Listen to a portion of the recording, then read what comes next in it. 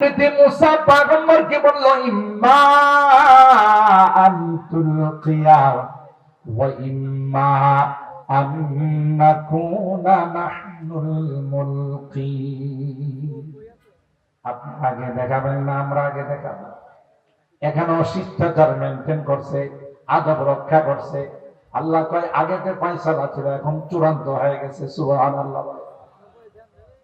তিনি বললেন কল আবাল আলকু, তোমরা তোমাদের জাদুগুলো ময়দানে ছাড়ো।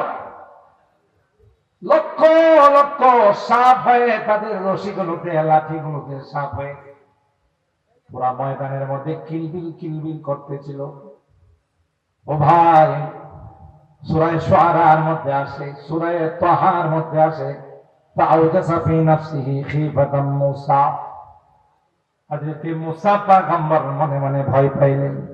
পরাজিত হওয়ার ভয় না, এটা ভয় পাইলেন আল্লাহ এতগুলো মানুষ এত দূর দরাজ থেকে এত টাকা পয়সা খরচ করে ময়দানের মধ্যে আসছে, এরা যেন খালি হাত ফেরত না যায়, তাই তোমার কাছে আমি দোয়া করলাম।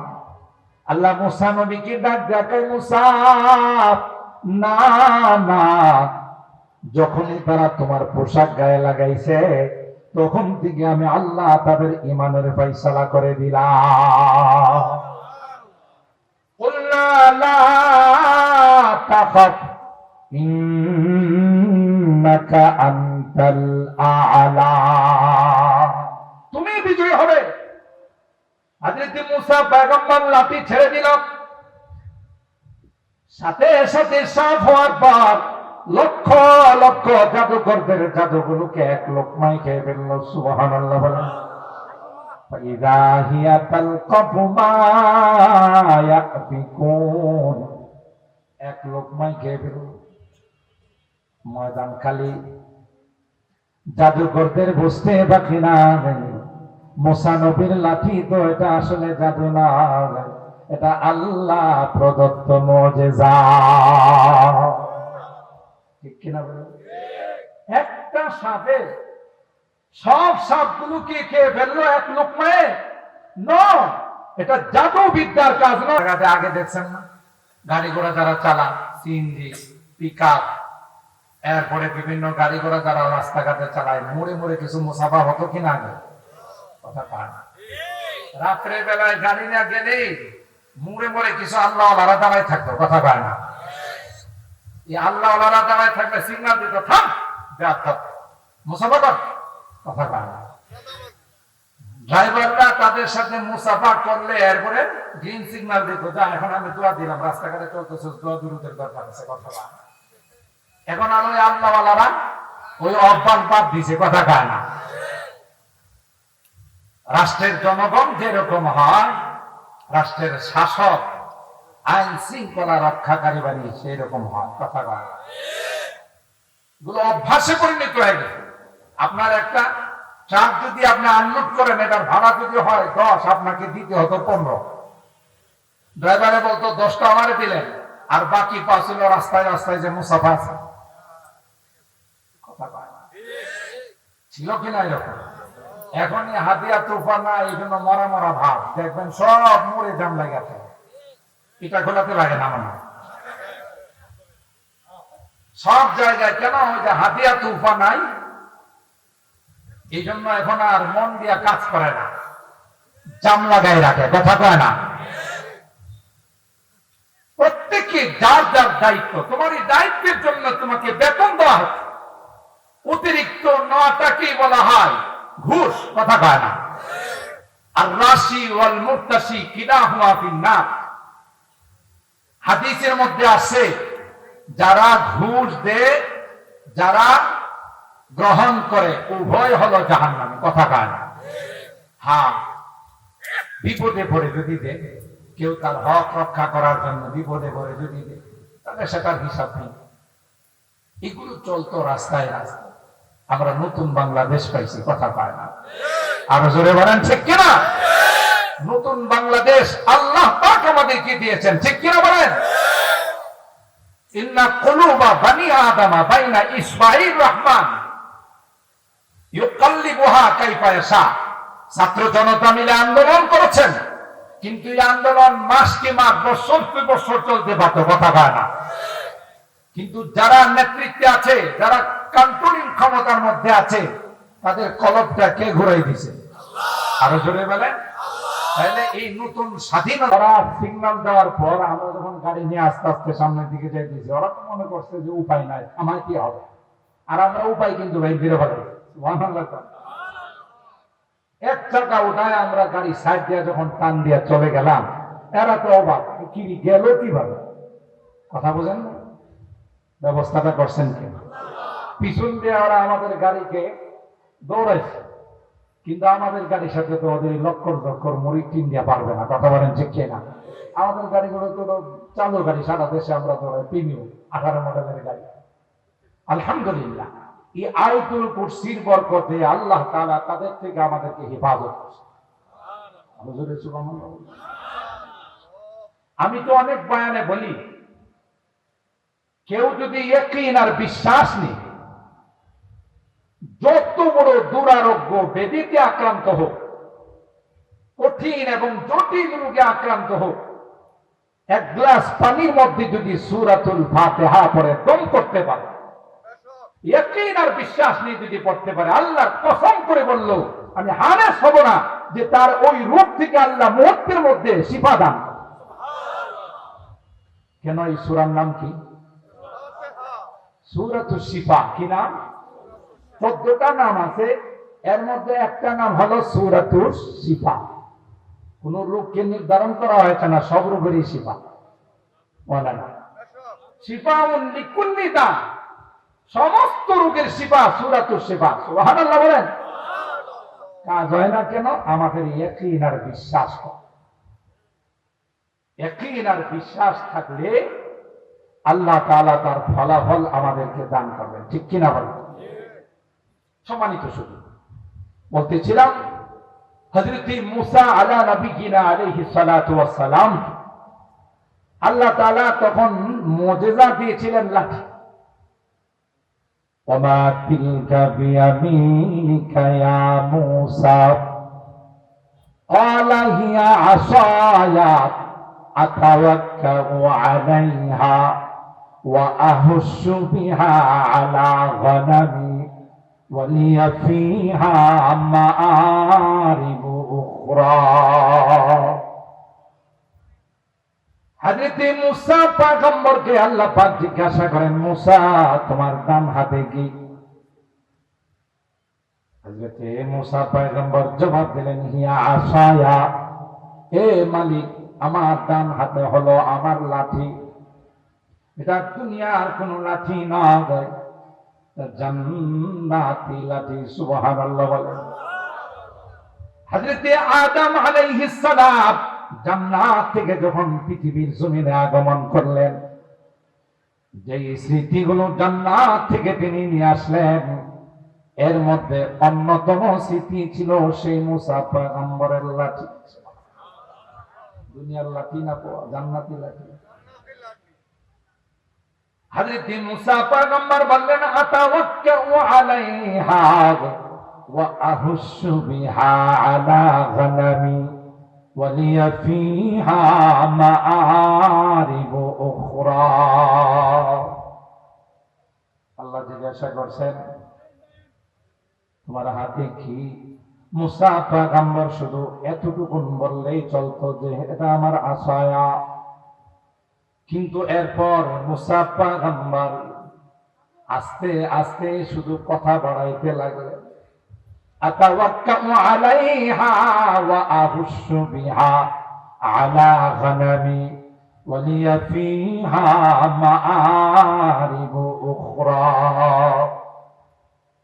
আল্লাহ এই লাঠির উপর আমি হেলান দিই, বকরির জন্য, দুম্বার জন্য পাতা পারি, আরো অনেক কাজ আছে। মুসা পয়গম্বরকে যখন জিজ্ঞাসা করা হলো, প্রশ্ন ছিল আপনার হাতে কি? এতটুকুন বললে চলতো, হিয়া আসায়া। এত লম্বা জবাব কেন দিলেন? মুসা তোরা বুঝবে না, আসে যখন মা সুখের সঙ্গে কথা কয়, সারা রাত যদি কথা বলে তখনও তার কথাগুলো শেষ হয় না।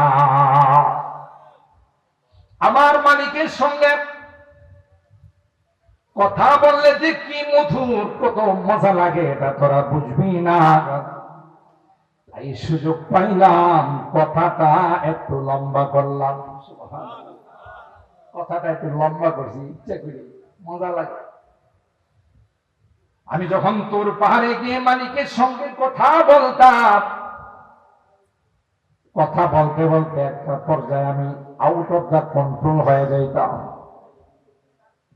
যে আল্লাহর কথা এত সুন্দর, আল্লাহর কথা এত মধুর, না জানে তিনি কত সুন্দর। তাই তো আল্লাহর কাছে আবদার করেছিলাম, রব্বি আরিনি আনজুর ইলাইক। আল্লাহ, তোমার সাথে কথা বলি রে, মন তো মানে না, তাই একটা বার তুমি আমাকে দেখা দাও। আল্লাহ পাক হযরত মুসা পয়গম্বরকে জবাব দিয়েছিলেন, ক্বালা লান তারানি, না রে না, তোমাকে দেখার মতো পাওয়ার তোমার চোখের মধ্যে আমি, আমাকে দেখার মতো পাওয়ার তোমাদের চোখের মধ্যে আমি আল্লাহ দেই নাই। দেখে তুমি বরদাস্ত করতে পারবে না, না চুর বান্দা আল্লাহকে বলেন একটা বার দেখা দিয়ে দেখো পারি কিনা। তখন আল্লাহ পাক বলেন, উনজুর ইলাল জাবাল ফাইন ইসতাকাররা মাকানাহু ফাসাউফা তারানি। পাহাড়ের মধ্যে আমি আল্লাহ সামান্য অত্যাচার নাযিল করব, যদি বরদাস্ত করতে পারো তখনই তুমি আমাকে দেখার ক্ষমতা রাখো। ফালাম্মা তাজাল্লা রাব্বুহু লিলজাবালি জাআলাহু দাক্কা ওয়া খাররা মূসা সাইকা। সামান্য একটু তাজাল্লি নাযিল করার পর হযরত মুসা পয়গম্বর যখন দেখলেন, সাথে সাথে বেহুশ হয়ে জমিনের মধ্যে পড়ে গেলেন। সুবহানাল্লাহ। ফালাম্মা আফাকা ক্বালা সুবহানাকা তুবতু ইলাইকা ওয়া আনা আউয়ালুল মুমিনিন। ফুসাসার পর কয়, আল্লাহ তাওবা করলাম, আর জীবনে এমন দরখাস্ত করুন না। বুঝে আসছে রে, মাখলুক খালেককে দেখে কোনদিন বরদাস্ত করতে পারবে না। হযরত মুসা পয়গম্বর আল্লাহ লাঠি দিয়েছে। যে যুগটা ছিল মুসা আলাইহিস সালামের, এই যুগটা ছিল জাদু করতে, কে কার চাইতে জাদু বিদ্যায় পারদর্শী, ইনি তাদের মধ্যে প্রতিযোগিতা। তো মুসা আলাইহিস সালামকে যখন ফেরাউন জিজ্ঞাসা করলো যে তুমি যে নবী, তার কোনো প্রমাণ আছে? তিনি বললেন হ্যাঁ। কি প্রমাণ? এই যে আমার হাতে লাঠি দেখেন, ওটা যদি আমি মাটিতে ছেড়ে দিই সাথে সাথে বিশাল অজগর সাপ হয়। সুবহানাল্লাহ। ফেরাউন বললে তো তাহলে দেখাও লাঠি কেমনে সাপ হয়। তো দেখাবো? আপনি বললে দেখাবো। যে তিনি লাঠি মাটিতে ছেড়ে দিলেন, তাফসীরের কিতাবে আসে এটা এত বড় সাপ হয়ে গেল, লেজটা ছিল জমিনে, মাথাটা ছিল আসমান। আর একটু আসতে সুবহানাল্লাহ। কমপক্ষে তো 20 হাত হবে না, রকম। আর কোন কোন বর্ণনায় আসে সাপটা যখন হা করল, তার একটা নিচের চোয়ালটা ছিল জমিনে, উপরের চোয়ালটা ছিল আসমান। আর একটু জোরে বল। এই রকমের সাপ যদি আমার আপনার সামনে কখনো চলে আসে, কলিজায় পানি থাকবে? কথা বলা। ফেরাউন না যখন এই সাপ দেখছে, সে তো চেয়ার থেকে পড়েই গেছে। পরে মুসা আলাইহিস সালাম কল, তোমার এই জাদু থামাও। নাউযুবিল্লাহ কর। এটা কি জাদু না মুজিজা? অনেক লম্বা ঘটনা, আমি এদিকে গেলে অনেক সময় চলে যাবে।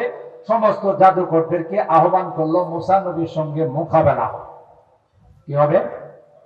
ফেরাউন তখন মুসা নবীকে চ্যালেঞ্জ করলো, হে মুসা, তোমার সঙ্গে খেলা হবে। কি হবে? কথা বলে না, খেলা শব্দ শোনেন না কখন? মুসা আলাইহিস সালামকে ফেরাউন না কয়, বোঝা গেল যারা কয় খেলা হবে ওরাও ওই গোষ্ঠী হবে।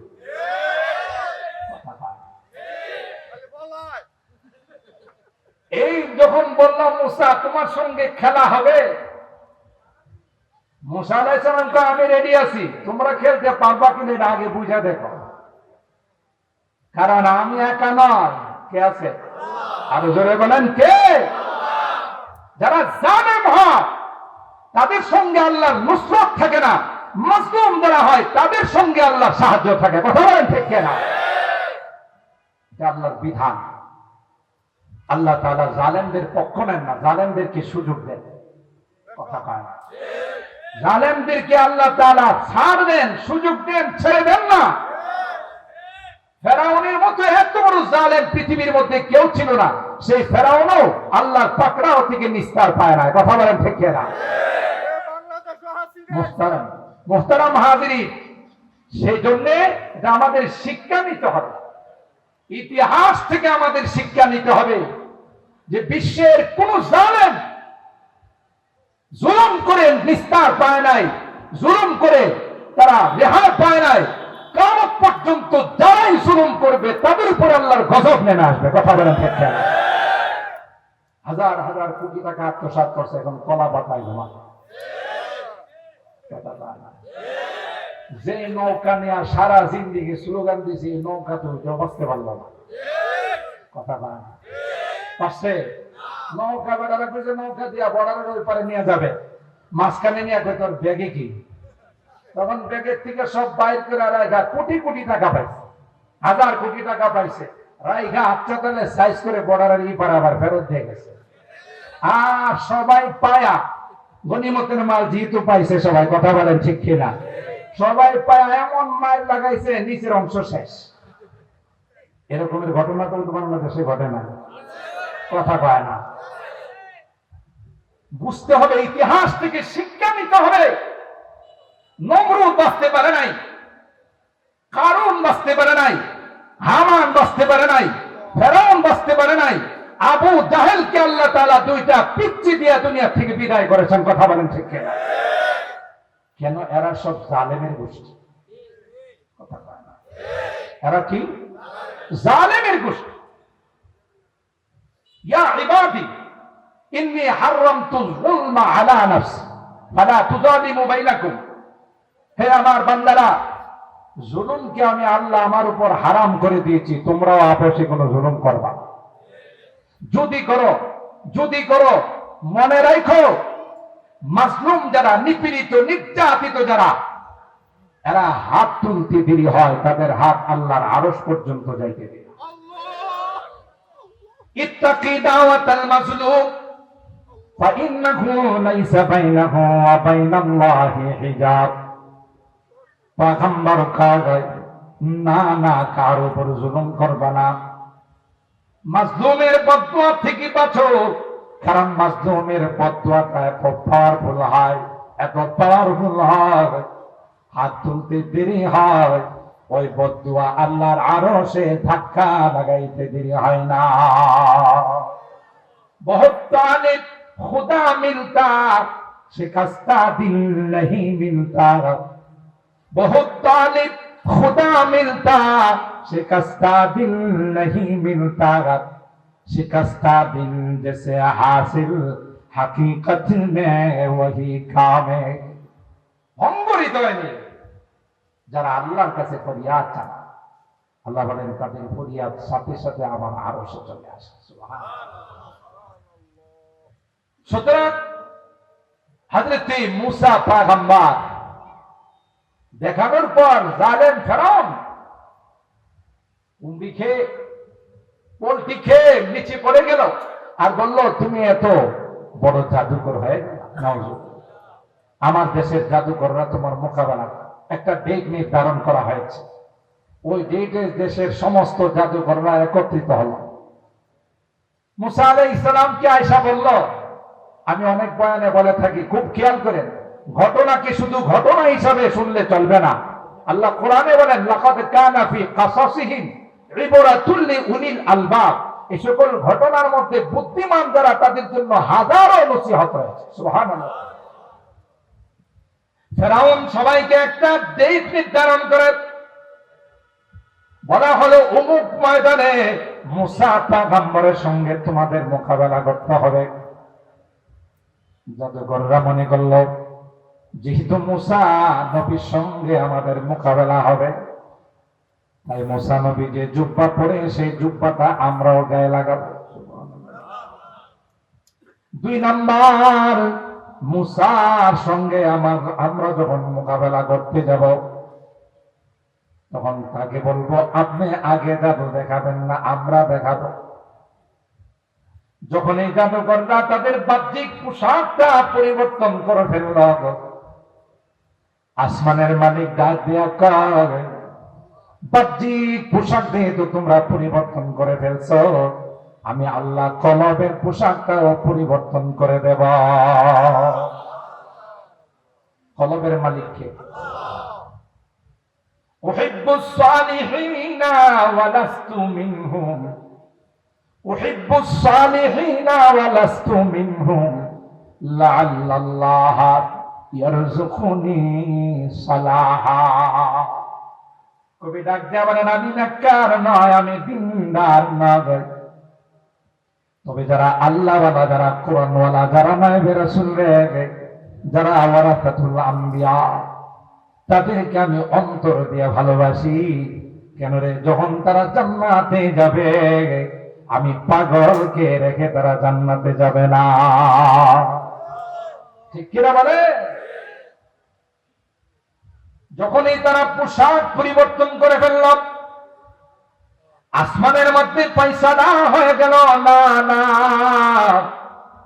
তোমরা তোমাদের বাহ্যিক পোশাক পরিবর্তন করেছ, আমি আল্লাহ সিদ্ধান্ত নিয়ে নিলাম তোমাদেরকে ঈমানের পোশাক পরাইয়া তোমাদের বাড়িতে ফেরত পাঠাবো। দেখছেন মহব্বত, বাহ্যিক আকৃতি অবলম্বন করার কি লাভ। জাদুকররা ময়দানে জমা হলো, হযরত মুসা পয়গম্বরকে বলল, ইম্মা আন তুলকিয়া ওয়া ইম্মা আন নাকুনা নাহনুল মুলকি। আপনি আগে দেখাবেন না আমরা আগে দেখাবো? এখানেও শিষ্টাচার মেনটেন করছে, আদব রক্ষা করছে। আল্লাহ কয় আগেতে ফয়সালা ছিল, এখন চূড়ান্ত হয়ে গেছে। সুবহানাল্লাহ। তিনি বললেন, কল আবাল আলকু, তোমরা তোমাদের জাদুগুলো ময়দানে ছাড়ো। লক্ষ লক্ষ সাপ হয়ে তাদের রশিগুলোতে, লাঠিগুলোতে সাপ হয়ে পুরা ময়দানের মধ্যে কিলবিল কিলবিল করতেছিল। ও ভাই, সূরা শুআরার মধ্যে আসে, সূরা তাহার মধ্যে আসে, ফাআউজাসা ফি নাফসিহি খিফাতাম মূসা। হযরত মূসা পয়গম্বর মনে মনে ভয় পাইলেন। পরাজিত হওয়ার ভয় না, এটা ভয় পাইলেন আল্লাহ, এতগুলো মানুষ এত দূর দরাজ থেকে এত টাকা পয়সা খরচ করে ময়দানের মধ্যে আসছে, এরা যেন খালি হাত ফেরত না যায়, তাই তোমার কাছে আমি দোয়া করলাম। আল্লাহ মুসা নবীকে ডাক দেখায়, মুসা না না, যখনই তারা তোমার পোশাক গায়ে লাগাইছে তখন থেকে আমি আল্লাহ তাদের ঈমানের ফয়সালা করে দিলাম। কুলনা লা তাখাফ ইন্নাকা আনতাল আ'লা, তুমি বিজয়ী হবে। হযরত মুসা পয়গম্বর লাঠি ছেড়ে দিল, সাথে সাথে সাফ হওয়ার পর লক্ষ লক্ষ জাদুকরদের জাদুগুলোকে এক লোকমায় খেয়ে ফেলল। সুবহানাল্লাহ বলেন। ফাইযা হিয়া তালকাফু মা ইয়াফিকুন, এক লোকমায় খেয়ে ফেলল। ময়দান খালি, জাদুকরদের বুঝতে বাকি না, মুসা নবীর লাঠি তো এটা আসলে জাদু না, এটা আল্লাহ প্রদত্ত মুজিজা। ঠিক কিনা বলেন? একটা সাপে সব সাপগুলোকে খেয়ে ফেললো এক লোকমায়? নয়, এটা জাদু বিদ্যার কাজ নয়, এটা আল্লাহ প্রদত্ত মুজিজা। সুবহানাল্লাহ বলেন। এবার মাঠের মধ্যে জাদুকররা ছিল, এরা আর দেরি করে নাই, ফাউলকিয়াস সাহারাতু সাজিদিন ক্বালু আমান্না বিরাব্বিল আলামিন রব্বি মূসা ওয়া হারুন। সবাই সিজদায় পড়ে গেল। সিজদায় পড়ে সবার একটাই স্লোগান, আমান্না বিরাব্বিল আলামিন রব্বি মূসা ওয়া হারুন। ফেরাউন, তোমাকে তালাক দিলাম, তোমার দল বর্জন করলাম, কথা কয় না, তোমার সঙ্গ বর্জন করলাম। আমরা রব্বুল আলামিন, যিনি গোটা বিশ্বের মালিক, যিনি গোটা বিশ্বের সৃষ্টিকর্তা, যিনি গোটা বিশ্বের পান্নেওয়ালা জাত, আমরা তাকে বিশ্বাস করে নিলাম, তোমাকে তালাক। সাথে সাথে রব্বি মূসা ওয়া হারুন, মূসা এবং হারুনের রবকে মেনে নিল। এবার ফেরাউন হাইরে হিতে বিপরীত হয়ে গেল। নিয়ে আসছিলাম আমার পক্ষে কাজ করার জন্য, সব নিয়োগ দিয়েছিলাম আমার পক্ষে কাজ করার জন্য, এখানে এরা তারা আমার পক্ষে কোনো কাজ করলো, কথা পায় না, হিতে বিপরীত হয়ে গেল। যত নিয়োগ বিয়োগ ছিল সব নিজের স্বার্থে ছিল, নিজের ক্ষমতা পাকাপোক্ত করার জন্য ছিল, কিন্তু কলব আল্লাহ ওই মুহূর্তে ঘুরাই দিছে, কথা বলেন ঠিক কিনা?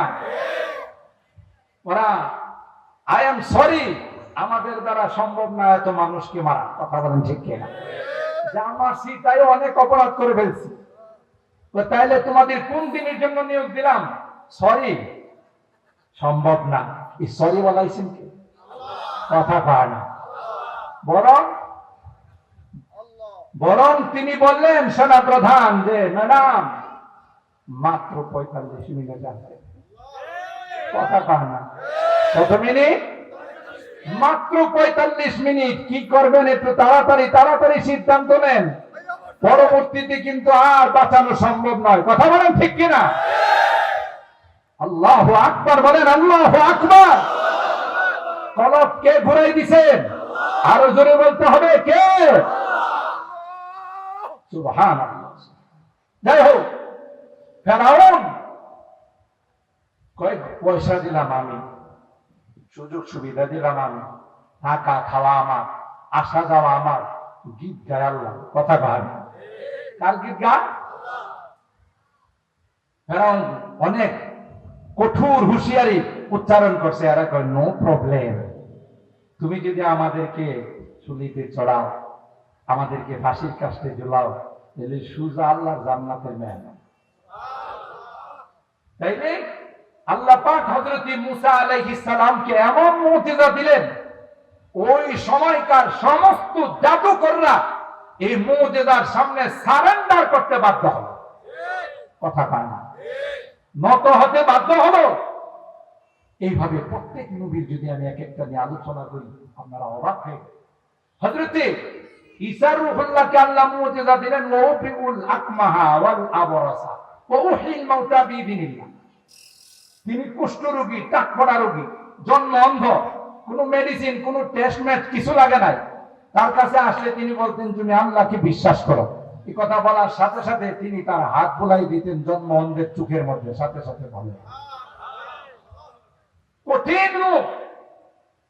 এমনকি কোন মৃত ব্যক্তিকে যদি তিনি বলতেন কুম বিইذনিল্লাহ, আল্লাহর নামে তুমি দাঁড়িয়ে যাও, সাথে সাথে জিন্দা হয়। ডাক্তাররা দেখলো যে সর্বনাশ, হে কোন মেডিকেলে লেখাপড়া করছে? আমরা তো এত উচ্চ লেখাপড়া করছি বিদেশ থেকে, কিন্তু কোনোদিন কোন জন্ম অন্ধকে ভালো করতে, টাকপড়া রোগীকে ভালো করতে পারি নাই, কুষ্ঠ রোগীকে ভালো করতে পারি নাই। এরা তখন আবার মৃত ব্যক্তিকে জিন্দা করে বানাই, সুবহানাল্লাহ। ডাক্তাররা বললো এটা কোনো ডাক্তারি বিদ্যা নয়, এটা আল্লাহ প্রদত্ত নয়, ঠিক কিনা বলে? দাউদ আলাইহিস সালামকে আল্লাহ মুজিজা দিলেন কণ্ঠ, সুবহানাল্লাহ বলেন। তার যুগটা ছিল শিল্পীদের যুগ, কে কার চাইতে ভালো গান গাইতে পারে এই নিয়ে তাদের মধ্যে প্রতিযোগিতা হতো। আল্লাহ তাকে এমন একটা কণ্ঠ দিলেন মুজিজা হিসাবে, তিনি যখন তার উপর নাযিল হওয়া জবুর কিতাব, সপ্তাহের শনিবারে তিলাওয়াত করতেন। সমুদ্রের মাছগুলো, জঙ্গলের পশুগুলো, আকাশের পাখিগুলো তার তিলাওয়াত শোনার জন্য জমা হয়। আর জোরে বলেন আল্লাহু আকবার। কে দিয়েছিলেন এই কণ্ঠ? ওই তখনকার গানাদার শিল্পী যারা ছিল তারা তখন দেখলো দাউদ নবী যখন তিলাওয়াত করে মাছগুলো এসে জমা হয়ে যায়, জঙ্গলের হিংস্র জানোয়ার গুলো জমা হয়ে যায়, আকাশের পাখিগুলো শুধু জমা হয় না, দাউদ নবী যখন তিলাওয়াত শুরু করে খুশিতে আনন্দে লাফাইতে থাকে সুবহানাল্লাহ। পাখাগুলো দিয়া আনন্দ প্রকাশ করতে থাকে, মাছগুলো নদী থেকে লাফায় আর আনন্দ প্রকাশ করতে। আর ভাইরা তখন তারা বলতে বাধ্য হলো, না না, এটা কোন মানব প্রদত্ত কণ্ঠ নয়, এটা আল্লাহ প্রদত্ত কণ্ঠ।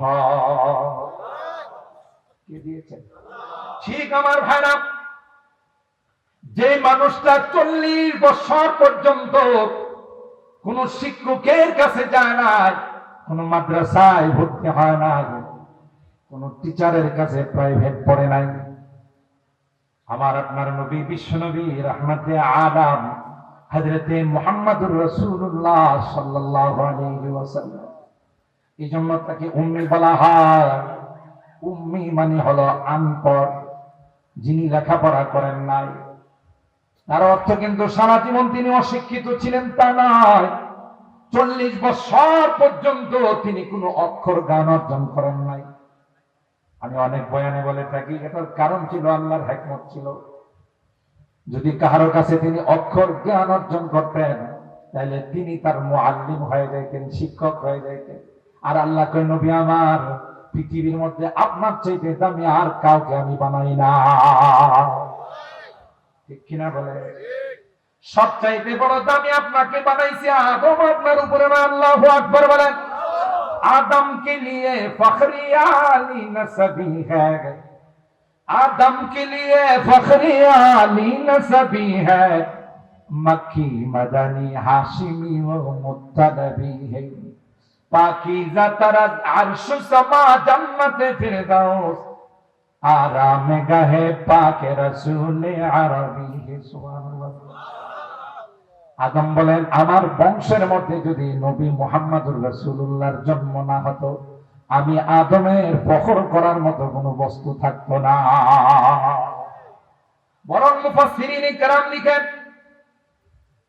হযরত আদম যদি জানতেন জান্নাতের ওই ফল খাওয়ার পর আমি দুনিয়াতে যাব, আমার আওলাদ থেকে, আমার বংশ থেকে মুহাম্মদুর আরবি আসবে, তাইলে আদম ফল নয়, কোন গাছের ডাল নয়, পাতা নয়, সুজা মূল শিকড়টা তুলে তিনি খেয়ে ফেলতেন।